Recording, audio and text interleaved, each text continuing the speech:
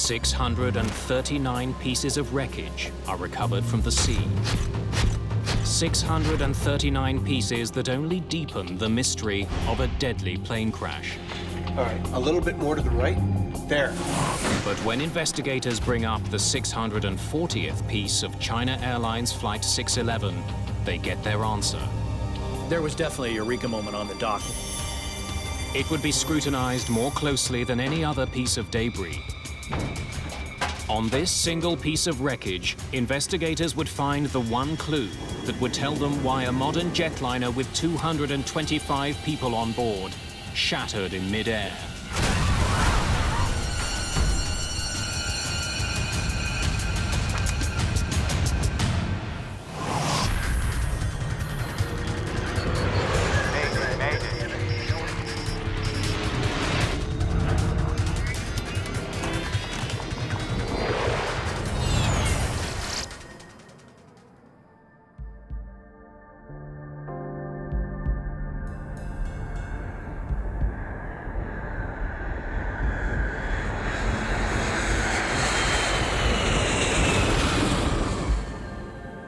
Feet.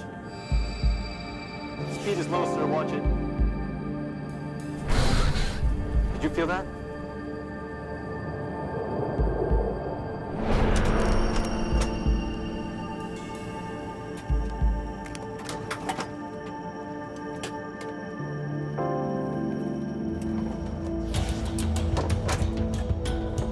Taipei Control, descend and maintain Echo Foxtrot 126. Air 608. May the 25th, 2002.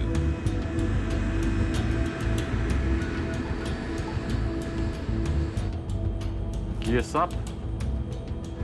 A China Airlines 747 lifts off from Taiwan's capital, Taipei. Taipei approach, Dynasty 611, airborne passing 1,600. Dynasty 611, Taipei approach radar, contact climb, and maintain flight level 260. 260, Dynasty 611. Autopilot B, engage. China Airlines is Taiwan's national airline. There are 225 people on board Flight 611. Today's flight is a short one, 1 hour and 40 minutes across the Taiwan Strait to Hong Kong.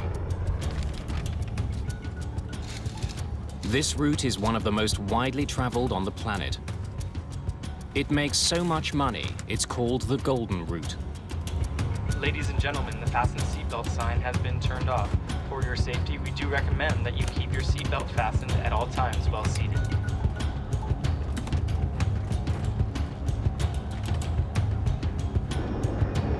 Minutes after taking off, Flight 611 climbs steadily above the Taiwan Strait. The plane's autopilot controls the ascent. And then, 20 minutes after taking off, at an altitude of almost 35,000 feet,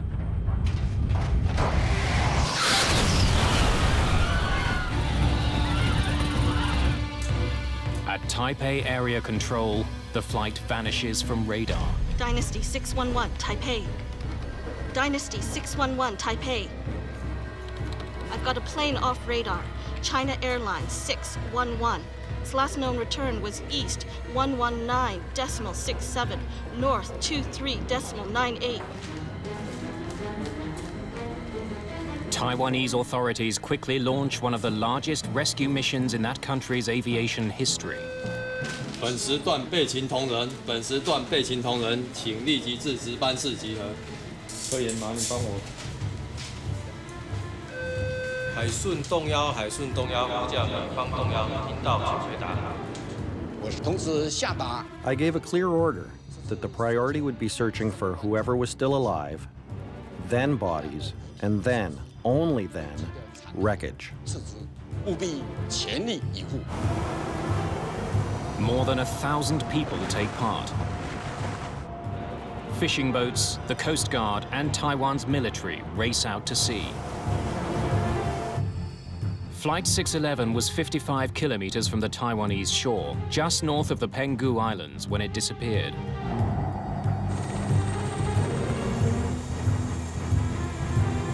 Rescuers find debris floating in the Taiwan Strait.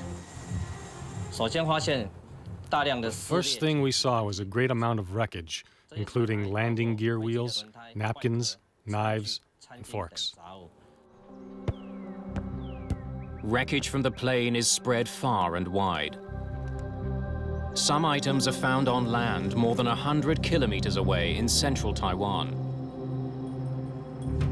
As the rescue effort continues, Taiwan's Aviation Safety Council begins its investigation into the crash of the 22-year-old plane. 747-200, delivered August 2nd, 1979. Kay Young is the managing director of the ASC. He'll be leading the investigation. We're setting up a command post in Penghu Island. Let's go. China Airlines have had very, very poor safety record. As a matter of fact, it was considered one of the worst in the world. Typically, it had like one major accident every 4 years. This particular investigation was by far the most difficult one. And one of the reasons why was it's in the ocean floor. The search for survivors goes on around the clock.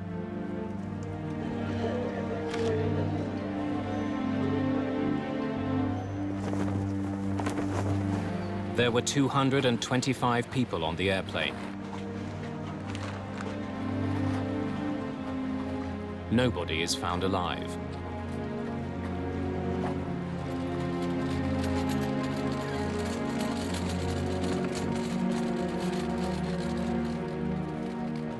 The bodies are taken to the Penghu Islands to be identified and examined.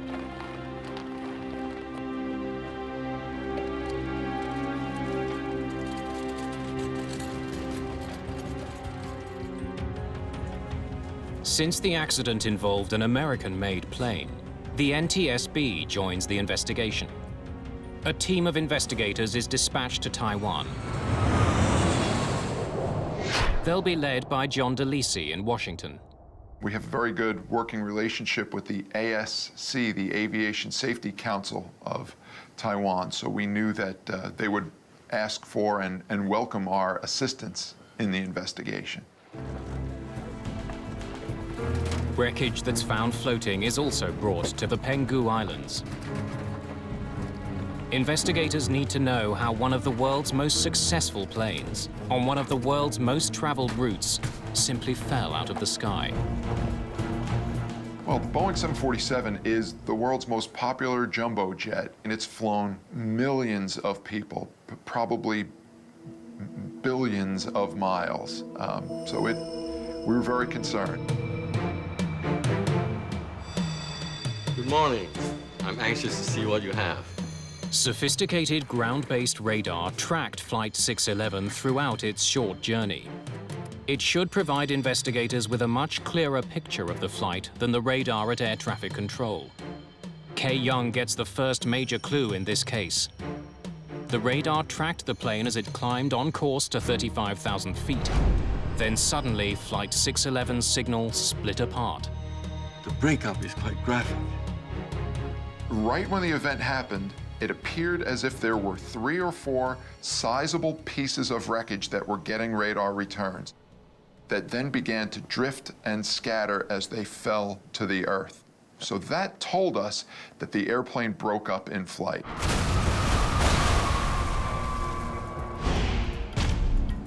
Investigators now must turn their attention to finding out what caused that breakup. There's all kind of theories about, what seems to be happening of that particular aircraft. We knew that something massive had happened suddenly, without warning. It doesn't take long for the media to consider a sinister possibility. That Flight 611 was shot down. China and Taiwan have a combative relationship. China has fired missiles towards Taiwan in the past. There's suspicion in the media that China shot down Flight 611. There were a lot of theories about, it was shooting down by enemy fire. Only 8 months earlier, a Siberia Airlines flight with 78 people on board was shot down over the Black Sea.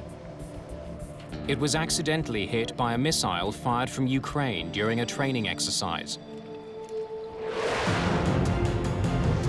On the day of the China Airlines crash, China was conducting military exercises in the Taiwan Strait. But officials there insist no missile was launched towards Flight 611. None of the wreckage recovered so far has any of the telltale signs of being hit. And there's no evidence on radar that there was ever a missile heading for Flight 611. Once the evidence began to come in, it very quickly ruled out a missile, much the same way that it ruled out it being a mid-air collision. There were no other objects in the air near the airplane. Few things would cause a plane to break up in mid-air. One of the big ones is a bomb. Medical examiners check the bodies that have been recovered for burn marks and shrapnel. They find none. The plane's metal skin would be torn and curled in a very particular way if there had been a bomb on board. Investigators find no such damage on any of the pieces. But to rule out a bomb, they'll have to find more wreckage. I think that'll be it for floating wreckage. The team from the NTSB arrives in Taiwan. Morning, I'm Clint Crookshanks from the NTSB. Hello. Good to see you, gentlemen. I'm afraid we still don't have much. Clint Crookshanks is a structural engineer who knows the 747 intimately. I didn't have any preconceived notions. This was my first major accident working for the NTSB. We are not getting much from the floating debris. In-flight breakout. That's all we know. Taiwan's Civil Aeronautics Authority doesn't take any chances. They ground all of China Airlines 747-200 series planes until they can be inspected for mechanical flaws. This puts added pressure on investigators to find out what happened. Thank you for bringing these. To the NTSB, this accident seems to have a lot in common with one of the world's most studied plane crashes.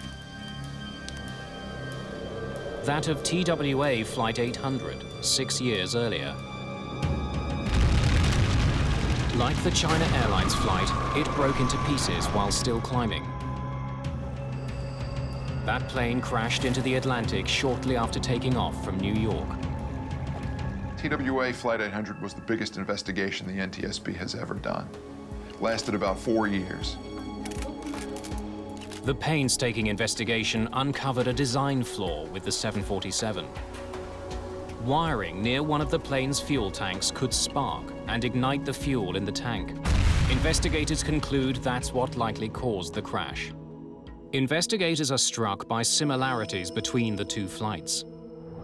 Both were 747s. Both disintegrated without warning while still climbing. Both flights took off in very hot weather. The heat may have caused Flight 800 to explode. That plane sat on the tarmac with its air conditioning running. Investigators believe hot air from the air conditioner overheated the plane's fuel. The early evidence is pointing to a repeat of TWA Flight 800. So it looks really very, very similar. So therefore, our immediate focus was essentially the central fuel tank. 3 weeks after the crash, the Jan Steen, a sophisticated salvage vessel, arrives in the Taiwan Strait. It's equipped with divers, a diving chamber, and a remote-operated submarine, complete with sonar and video cameras. The NTSB were tasked with manning the recovery vessel and watching video screens from the ROV. Using sonar, investigators have located the wreckage of Flight 611 deep underwater. All right, to the right a bit. Clint Cruikshanks knows all the pieces that make up a 747, but he's never seen them like this. It was really quite a shock when I first saw pieces on the floor of the ocean. With only the lighting of the ROV to guide you, you would notice something that looked like an airplane part. The ROV would then circle around the part, looking at it from all angles. Cruikshank's job is to help the Taiwanese identify specific airplane parts among the wreckage. I think it takes a different kind of mind to be able to look at a mangled part and kind of straighten it out in your head to really determine where it comes from on the airplane. All right, a little bit more to the right. All right, go back. There, okay, that's definitely a piece of wing. Let's mark it. Once a piece is identified, its GPS coordinates get recorded. The GPS mapping tells investigators that the debris is spread out over 325 square kilometers. It will be difficult to track down specific pieces of the plane. 25 days after the crash of Flight 611, the plane's 2 black boxes have been found. One contains voice recordings of conversations in the cockpit. The other, data from the plane's flight computer. Either could hold the clues that will reveal what happened during the final minutes of the flight. If the answer is on the tape, investigators may not have to bring up more wreckage to the surface. The data is critical. Everybody ready? Investigators begin with the plane's cockpit voice recorder. They hope that the pilots will have said something to each other about an emergency on board. Welcome aboard, China Airlines. The recording begins about 10 minutes before the plane took off. 20. Preparations for the flight sound normal. Okay, after start checklist. After start, anti-ice. The crew checks all their systems and runs through standard checklists. Off. Off. It was very, very experienced crew. Both the captain and the first officers were quite seasoned. Dynasty 611, runway 06, wind 050 at 9 are cleared for takeoff. Clear for takeoff, Dynasty 611. Takeoff.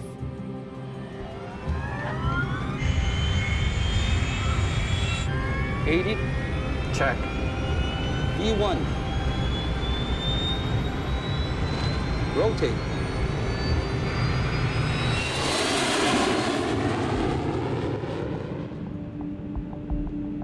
Flap 5. 1 green. Okay, flap up. Investigators listen to more than conversations. They also want to hear if the plane itself was making any unusual sounds. Noises on the cockpit voice recorder can either be audible spoken words that are recorded by a microphone, or they can be structural discrepancies that are picked up by the microphone. Taipei Control, send If anything, though, this cockpit is unusually quiet. Unit Air 608, reduce speed 210 knots. The captain seems relaxed. 200 knots, roger. Unit Airway 608. The microphones pick up the sound of controllers talking to other planes. Trans Asia 536, fly heading 050. Heading 050. In the moments before the disaster, nothing seems wrong. There are no unusual sounds. Now descend and maintain 250. The final words spoken in the cockpit are from Captain Yi Ching Feng. 2,000. He calls out the distance to their cruising altitude. That's followed by the sound of a chime, alerting the crew that they're nearing 35,000 feet. And then the cockpit microphone picks up the sound of the plane breaking apart. Half a second later, the recording stops. The cockpit voice recorder indicated that the conversation of the cockpit crew were totally normal, and all of a sudden just died. The recorders told us that something happened, but it wasn't enough to tell us exactly what it was yet. Many things had been ruled out by then, but we didn't have the golden nugget. We didn't have the real piece of evidence that told us what initiated the breakup of this 747. After the disappointment of the voice recorder, studying the wreckage becomes the only option for investigators. They focus their efforts on items that can either prove or disprove the link to TWA Flight 800. So we play a lot of focus on the wreckage observation, examination of the central fuel tank. On July the 12th, 48 days after the crash. Okay, whoa. A little to the left, please. Success. All right. That's definitely the central fuel tank. Okay, let's mark that. Let's bring that up.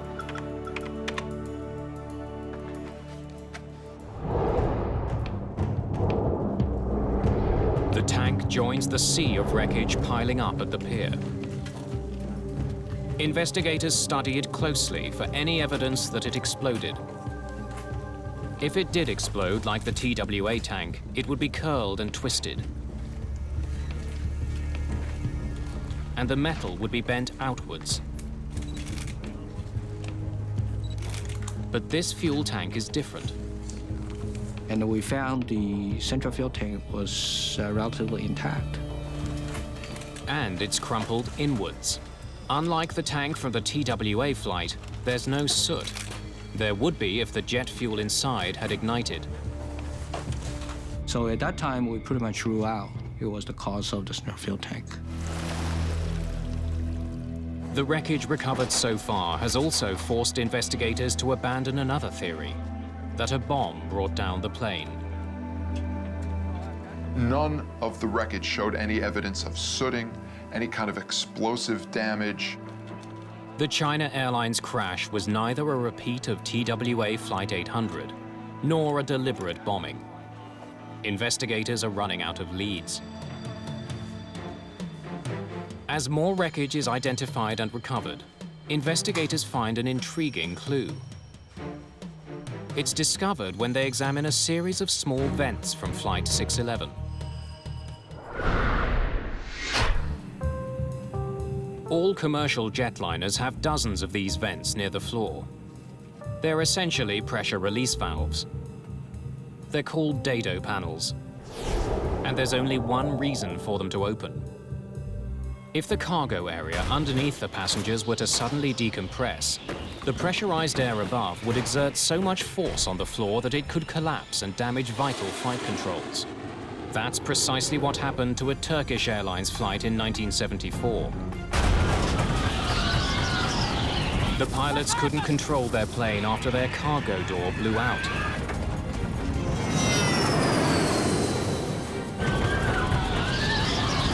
We've lost it! If the floor on that flight hadn't collapsed, the pilots may have been able to save the plane.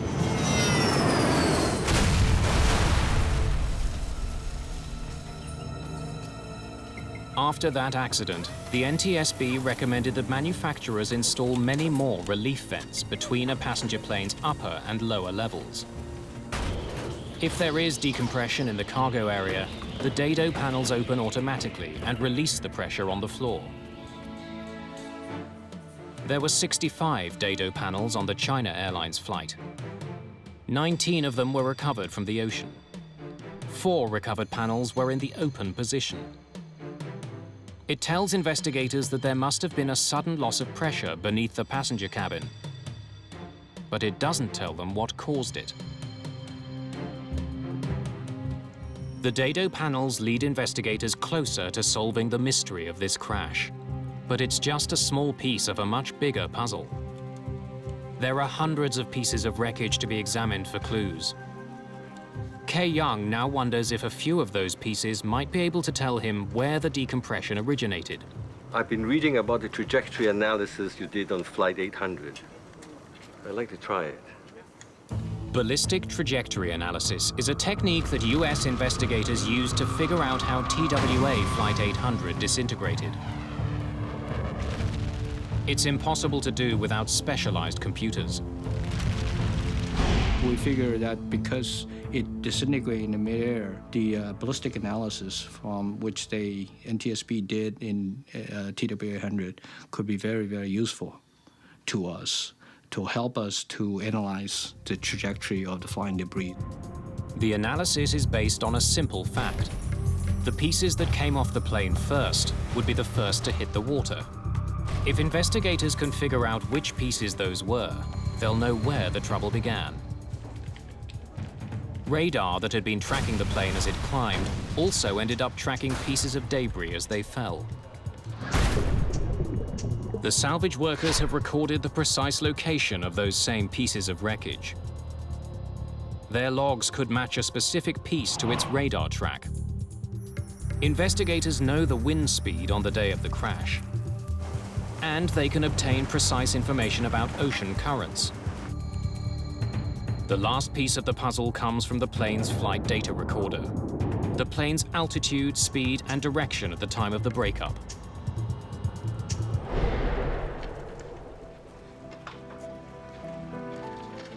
As they're brought to the dock, every single piece of wreckage has been logged and numbered for identification. 327. Kay Young selects 18 pieces of wreckage for the computer analysis. Some from the front, some from the middle, and some from the back of the plane. 199. Along with all the other data, he'll feed information about each item's weight and shape into the computer. 526. Based on where the pieces fell, the computer should be able to calculate which of those 18 pieces was the first to come off the plane. Can we see when each one of those items separated from the aircraft? All of the data paints a telling picture of what happened at 35,000 feet. Kay Young gets to see how Flight 611 broke up, from beginning to end. The tail came off first. Along with the dado panels, it's a very important clue.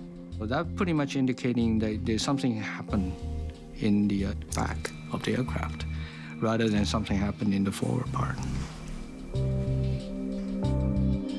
Investigators are now keen to recover items from the rear of the plane.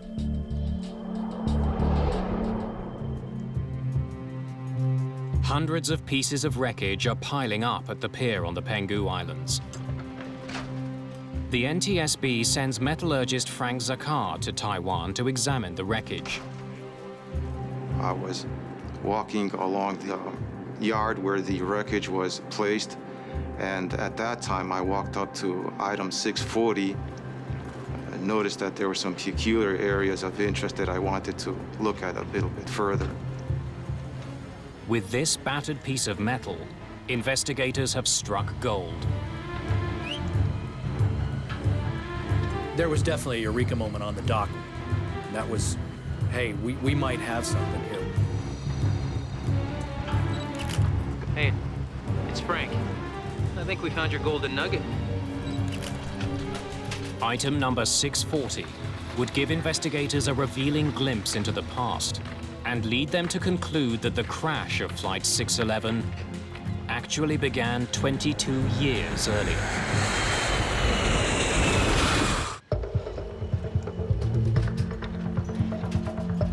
Let's get as many pictures as we can. The massive piece of fuselage that has caught Frank Zakar's attention is exactly what investigators have been searching for. It includes a piece of the belly, the sidewall, and the rear cargo door. It's from the back of the plane, precisely where the analysis told them the breakup had begun. This piece of wreckage was highly unusual. It wasn't what we were seeing on all the other pieces, and it immediately drew our attention and drew the focus of the investigation. The way most of the metal is torn suggests it ripped apart violently in midair. aerodynamically, as an airplane's moving through the air, if it were to break apart, just the force of the incoming air at over 500 miles per hour will just break up perfectly good structure. That's what we call an overload fracture. So most of the pieces that came up early were just indicative of that kind of overload. When metal breaks due to overload or overstress, it comes apart at an angle. But the fractured edges of piece number 640 aren't angled, they're flat. What do you think? It's definitely not overstress. It's metal fatigue. Fatigue fractures happen when metal is stressed repeatedly over time until it breaks. It looks very different from a stress fracture. Typically, a metal fatigue crack will have a flat appearance. It'll be very smooth. That's exactly the kind of crack that investigators observe on piece number 640. That tells them it didn't break off the plane suddenly as it fell from the sky. This piece separated from the plane over time. Had it caused the deaths of 225 people? There was much more work that needed to be done. A detailed analysis of the piece had to be done in order to see if this in fact was the smoking gun. There's something else about this piece that stands out. It has a metal patch on it. It's called a doubler plate. It's the equivalent of a patch on a punctured tire.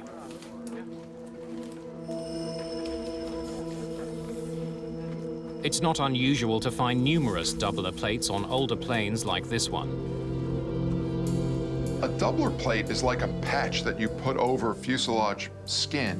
If there were to be a tear or a blemish, a crack identified, you'd want to repair the fuselage back to its original strength, and one way to do that is to put a doubler plate or a patch right over the existing structure. At some point, this section of the 747 had been repaired. Investigators need to know why it was fixed and how that was done. We're looking for repair to the aft lower lobe. Whatever it was big. Investigators sift through 22 years of documents. But the records are sketchy. Finding details on one particular repair could take time. There's something about this particular doubler that catches Frank Zakar's attention. The outside of the fuselage contained longitudinal streaks that appeared to emanate from between the doubler plate and the skin. Something is leaking from underneath the metal patch. Was there a possibility that the skin had broken, cracked, and was there any fuel or air coming out from between the doubler and the fuselage? And that warranted further examination. Let's cut it from here to here and send this piece to Chongshan. In order to see what's underneath the doubler, a large section of piece 640 is sent to a lab. No evidence has been found of structural or mechanical problems with Boeing's 747-200 airplanes. Taiwanese aviation officials have no reason to keep the planes on the ground. The Chongshan Institute of Science and Technology is a military research facility. It's at the forefront of Taiwan's space program.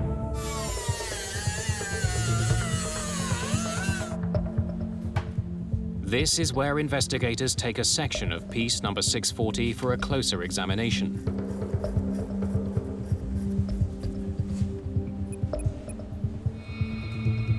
The NTSB's Frank Zakar finds a telling clue on the crack itself.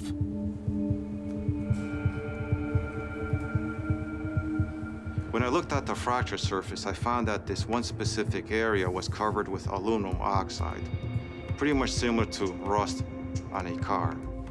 Years of exposure to oxygen changes the color of metal. The discoloration tells investigators that this particular crack at the rear of the airplane has been there for a very long time. Then, when the doubler is finally removed, Investigators get a look at the aluminium skin underneath. They're intrigued by what they see. When we disassembled the doubler plate from the skin, we noticed that there were some fairly long gouge marks. This is beyond the kind of damage a doubler is meant to patch. That was an aha moment that we might have something here. The search of the plane's documents also pays off. The records contain a very short reference to a mishap 22 years earlier, when this plane was only 6 months old. Speed is low, sir. Watch it. Its tail scraped the runway while landing. Did you feel that? It happens when a plane lands or takes off at too steep an angle. It's called a tail strike. Dynasty 009, Hong Kong Tower. We observed smoke and sparks from your tail on landing. Roger, Hong Kong Tower. We'll have that looked at. Tail strike, sir. I better log that. It is a relatively common occurrence. It's not a good thing. Some airplanes even have what's called a bumper in that portion of the aft fuselage, so that if the tail ever does get too close to the ground, instead of sacrificing skin from the fuselage, you might have this sacrificial bumper that will take that wear. Tail strike damage is routinely repaired. Investigators want to know how China Airlines went about fixing the plane. They can only find a brief mention of the repairs that were done in the plane's logbook. That's all there is? That's all we could find. There's not a lot of detail in China Airlines records. China Airlines indicating they could not find any of those documents. And when we started looking for it, we could not find any. And they said they probably got lost. The documents that do exist show that the day after the tail strike, China Airlines did a temporary repair. Workers attached a large aluminium plate over the damaged area. What do we know about the permanent repair? It doesn't get much better. A more permanent repair was to be carried out within 4 months. This is what we got. The maintenance records indicated that the permanent repair was done in accordance with Boeing recommendations in their structural repair manual.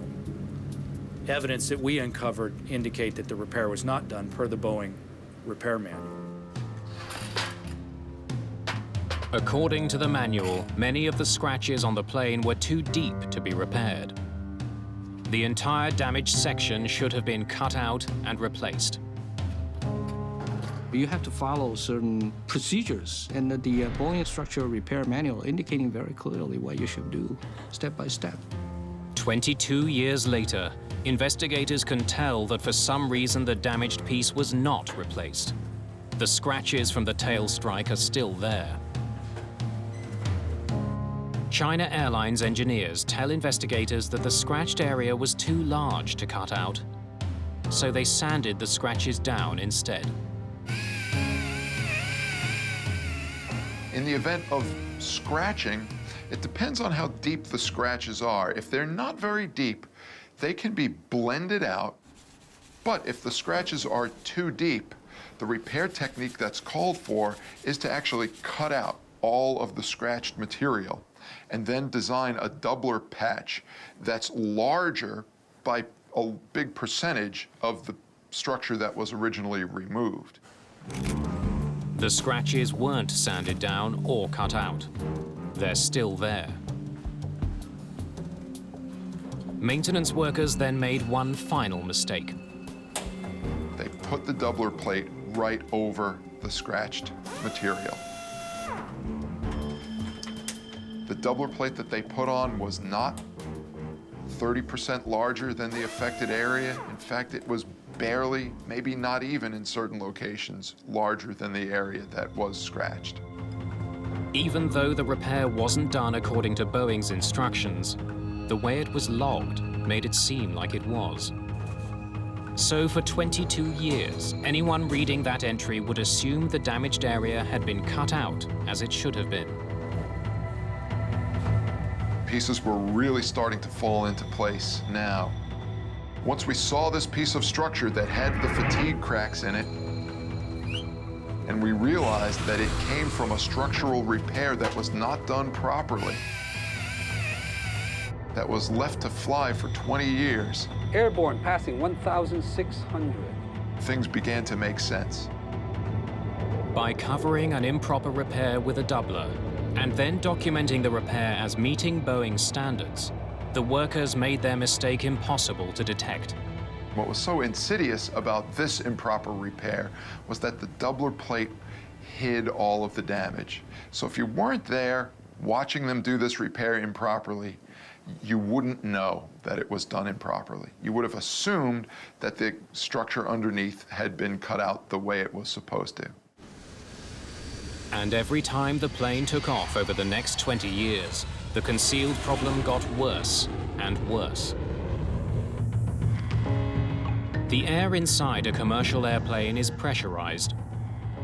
As the plane climbs, air is forced into the cabin to keep the pressure inside the plane greater than the pressure outside.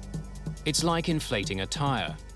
The inside air pushes against the plane's skin.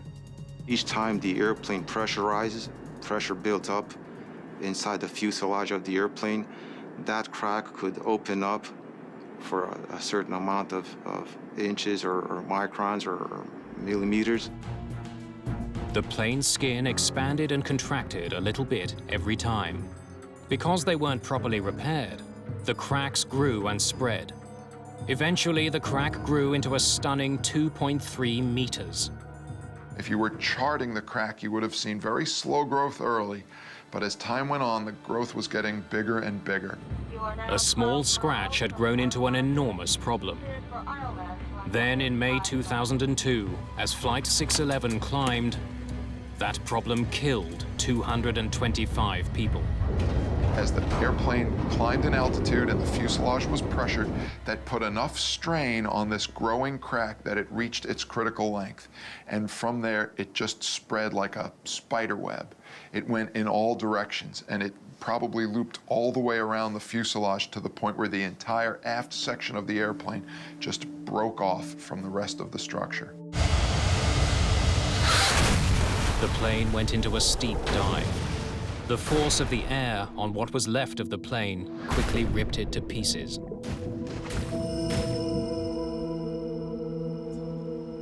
Investigators know that an unseen crack caused Flight 611 to break apart. They now discover that China Airlines came heartbreakingly close to finding that crack and saving 225 lives. The China Airlines 747 was in regular service for 22 years following the improper repair to its skin. It took off and landed more than 20,000 times. Over the years, mechanics would have scrutinized the plane. There's regular inspections per the Boeing maintenance program that have to be performed on the airplane. But the massive crack forming at the rear of the plane was never detected. Another accident in another country almost led China Airlines to discover the hidden damage. In 1988, the roof peeled off an aging Boeing 737 owned by Aloha Airlines. As a result of that incident, the Federal Aviation Administration laid out an inspection procedure for older planes. Airlines around the world were forced to inspect their planes much more diligently for corrosion and cracks. The regulation called for airlines to reevaluate all existing repairs to a plane's structure. Indications on this airplane were that if they had looked at the maintenance records and compared it to the repair, they would have had to remove the repair and redo it. China Airlines took the first steps of the new procedure in 2001, a year before the accident. The airline identified and photographed 31 different doublers on the 747, including the one over the catastrophic crack. Those pictures show investigators that China Airlines overlooked a vital clue that could have warned them of the looming danger. We examined the photographs that China Airlines took of the repair and noticed that there was some issues that may have warranted further investigation. Investigators see a dark brown stain on the outside of the plane. It's the same mysterious staining that led Frank Zakar to suspect there was a hole behind the doubler when he first saw it on the pier. So why hadn't this stain raised alarms before the crash? For years, passengers on China Airlines' doomed 747 were allowed to smoke. They filled the pressurized air with nicotine. The smoke was being forced out through the crack at the rear of the plane.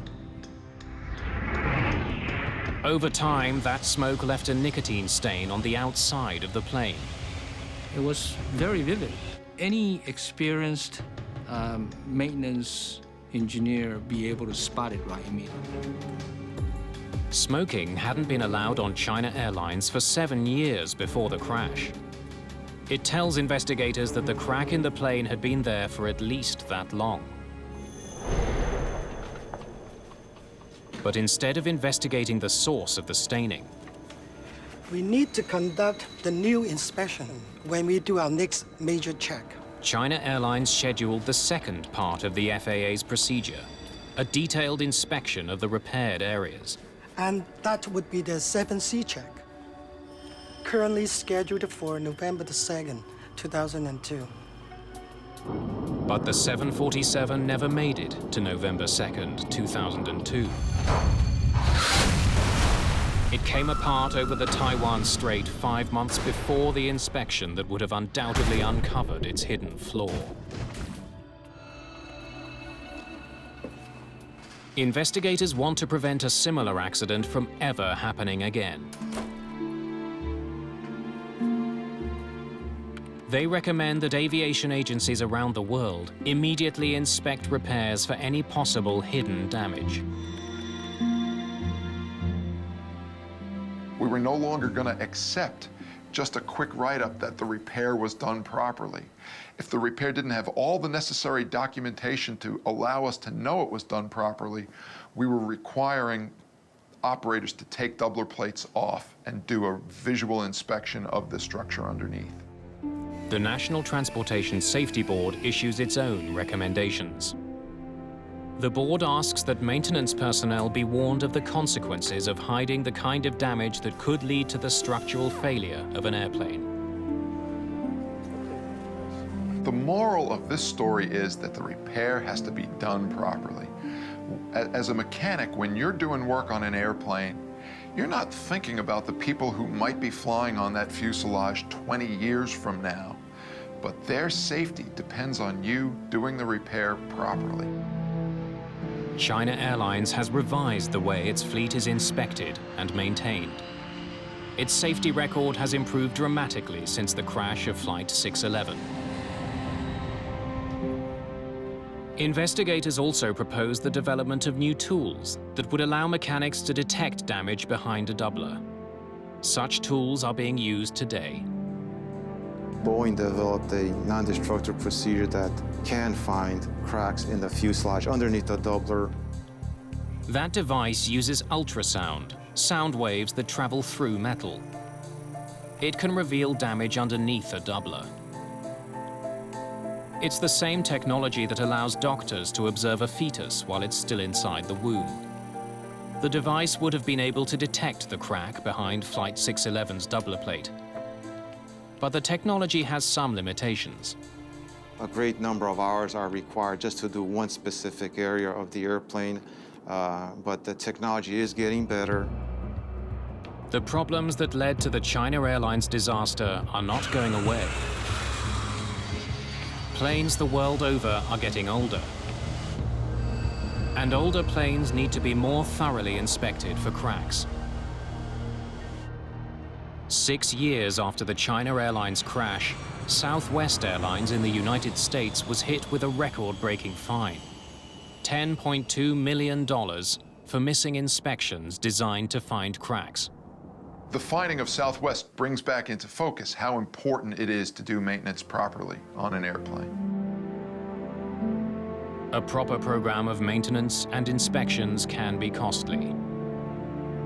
But as China Airlines showed, the price of not maintaining aging planes is even costlier.